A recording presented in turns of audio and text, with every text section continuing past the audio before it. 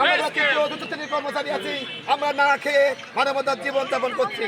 আমরা এখানে এই কুকছা থানা সমস্ত কর্মচারী আমরা আছি, আমরা কলেজের কর্মচারী আছি। আমাদের দাবি একটা, আপনি মাননীয় প্রধান উপদেষ্টা মহোদয়, আপনার কাছে আবেদন করতেছি, আপনি আমাদের পেটের আমাদের ছেলে মেয়ে পড়ার সুযোগ করে দেন। আপনি যখন গঠন করেছেন, আপনার হাত দিয়ে সাইন করতে হবে। এটা আমাদের এক দাবি, সবাইকে এক দাবি। আমাদের দাবি একটাই, আমাদের আপনি যখন পে স্কেল গঠন করেছেন কমিশন, আপনাকে দিতে হবে। যদি না দেওয়া হয়, এই তাল বাহানা চলবে না। এই সমস্ত বাংলাদেশের 20 থেকে 22 লাখ আমরা কর্মচারী কর্মকর্তা আছি, সবাই এক দাবি। অনেক প্রশাসন আছে, তারা যেতে পারে না, তারা আমাদের সাথে আছেন, সবাই বলেছেন। এবং প্রথম শ্রেণী কর্মকর্তা কর্মচারীরা আমাদের সাথে আছেন।